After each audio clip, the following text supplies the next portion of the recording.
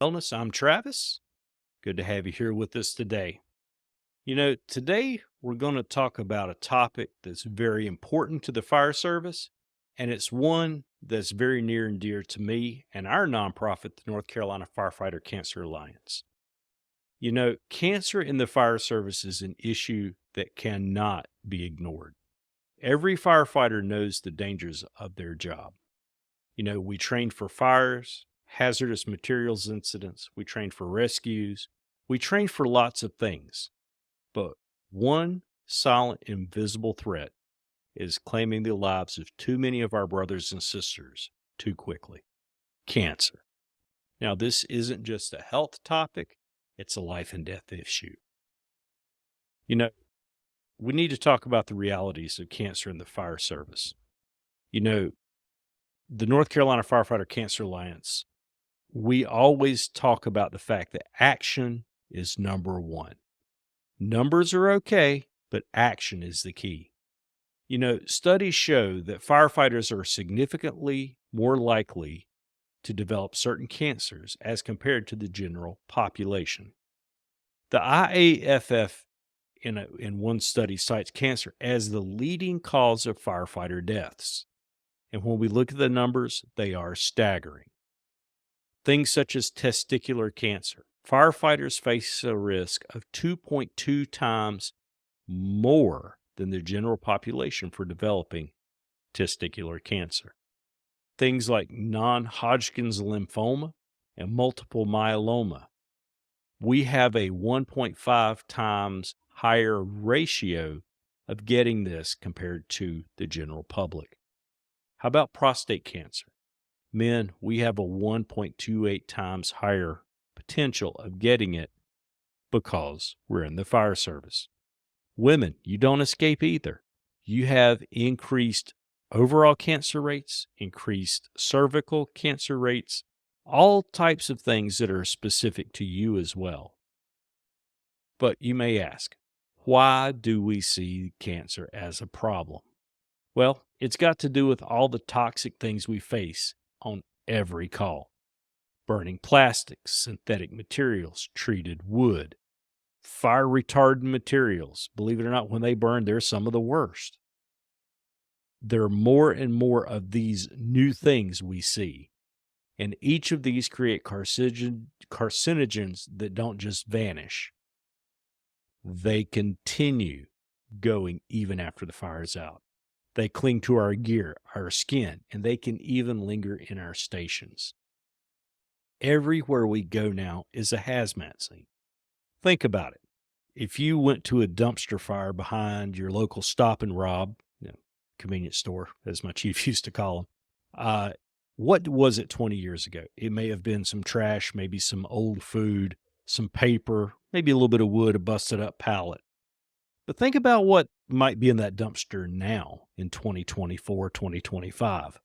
It could be anything from paint thinner, chemicals.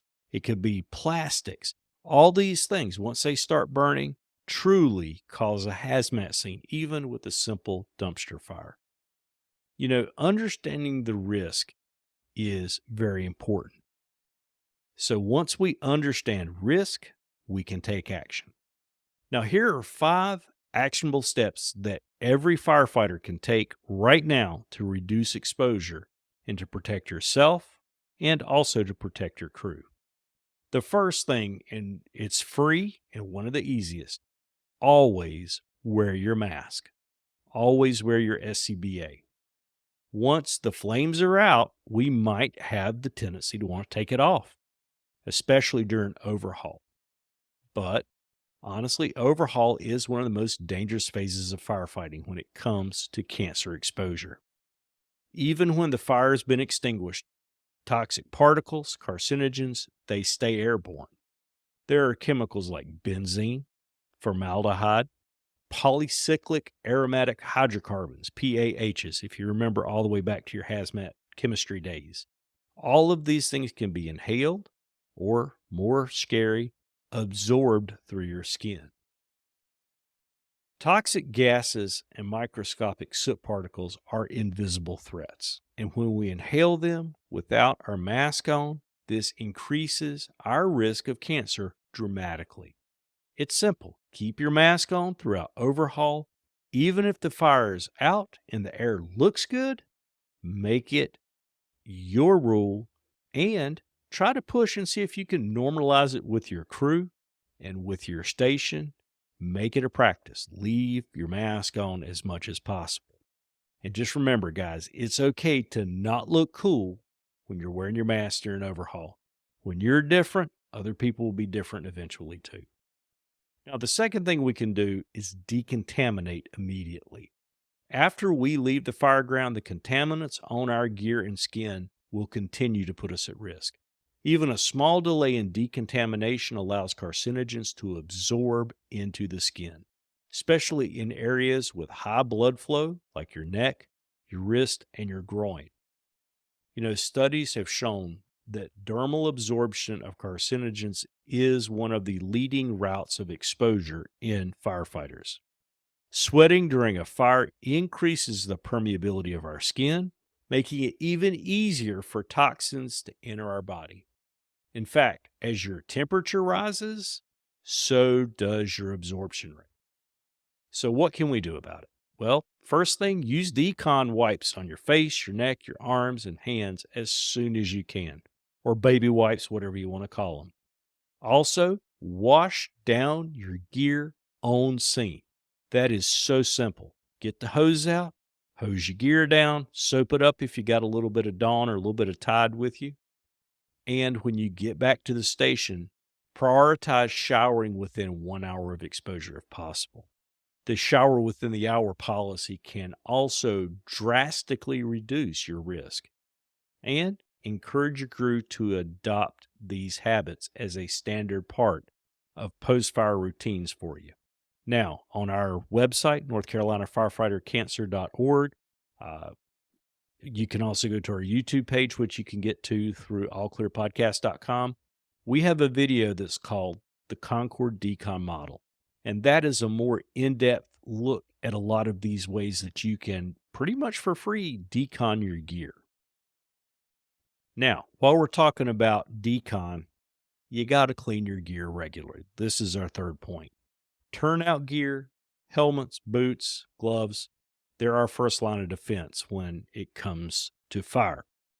But they can also become your biggest hazard if you don't keep them clean.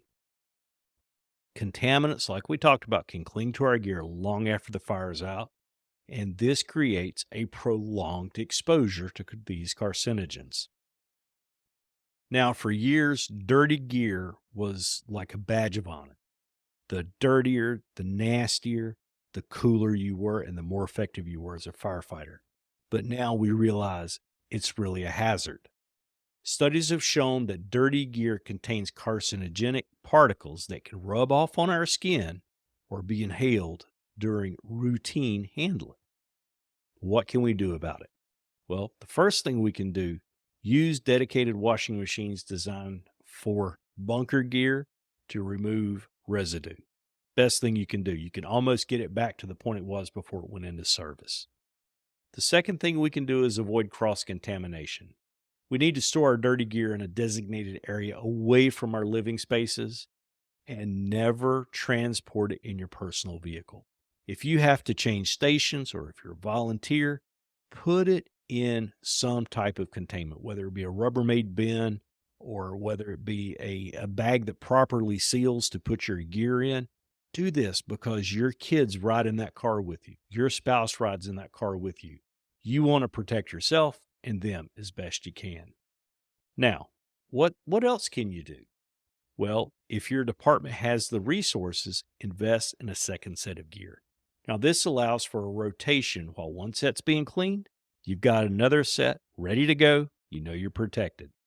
Now, that could sound like a budget breaker for some departments, but a few common size extra sets will go a long way in handling that situation if and when it comes up. Now, the fourth thing that we can do is think about the cleanliness of the air in our stations. Our station is meant to be a safe haven, but contaminants can follow you back and linger for a long time in the air. Things such as diesel exhaust and smoke residue, even improperly ventilated equipment can contribute to a toxic environment right there in the station where you spend a significant portion of your time. Now, the NFPA has identified that diesel exhaust is a Group 1 carcinogen. What does that mean? Well, that means prolonged exposure to it in poorly ventilated areas poses a significant risk of cancer. Well, what do we do about it? Well, we can install systems such as Plum Event, exhaust removal systems in the bays to prevent diesel fumes from seeping into the common areas, help keep it from settling on our clean gear that we may be storing in there. We also need to prohibit storing contaminated gear in sleeping quarters, kitchens, day rooms, offices, places like that. Also, maintain proper ventilation and filtration to help reduce harmful particles, especially during the cleaning process. When you're cleaning dirty gear, you should always wear proper respiratory protection, eye protection, and wear gloves. You'd be amazed at what a difference medical gloves can make in the cleanup process. Now, the fifth point, this is one that is kind of outside of what you may think about. Now, we have to educate. Now, firefighters by nature we're doers, but education is the first step to action.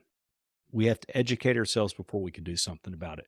Understanding the risk and solutions empower us to take care of our health and to protect our crew.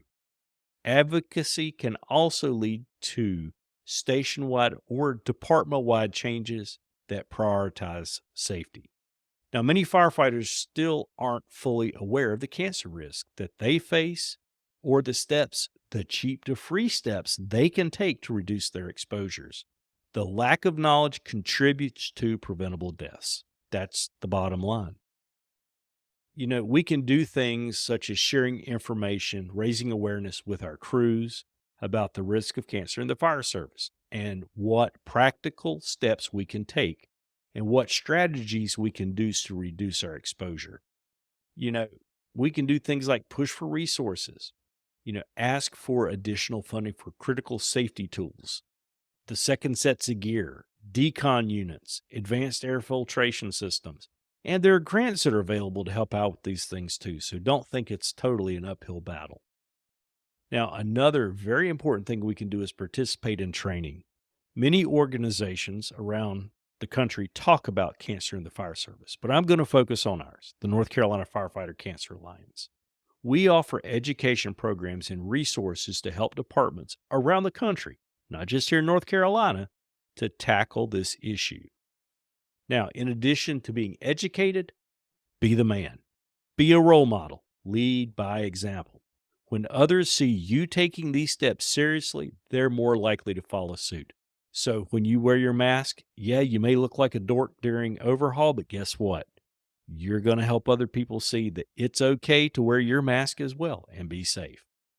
So by following these steps, firefighters can significantly reduce their exposure to carcinogens and improve their long-term health. Now, small, consistent changes in habits and policies can save lives. Now, what do we do for those who are affected? At some point in your career, you are going to, hopefully not you, but you're going to find someone who is battling cancer or have received a diagnosis. And you're going to find out that they have brothers and sisters in the fire service, family members that also are involved as well. They're supporting them during their time of recovery. Now, our organization, North Carolina Firefighter Cancer Alliance, is here to help. We can provide education, resources, and more important, peer support. If you or someone needs help, reach out to them and reach out to us, ncfirefightercancer.org, allclearpodcast.com. Go to those websites. You can contact us right through there, and we'll be more than happy to do what we can. In closing, firefighters are known for their selflessness, their bravery, their ability to face danger head on. But remember this, bravery doesn't mean ignoring risk we can prevent. Let me say that again. Bravery doesn't mean ignoring risk we can prevent. Now, taking cancer in the fire service seriously is about protecting the protectors. It's about defending the heroes. It's about ensuring you're there for your family, your crew, and your community for many years to come. So let's commit to change today. Let's be the generation that turns the tide on cancer in our profession. Well, again, thank you for joining me for another episode of All Clear.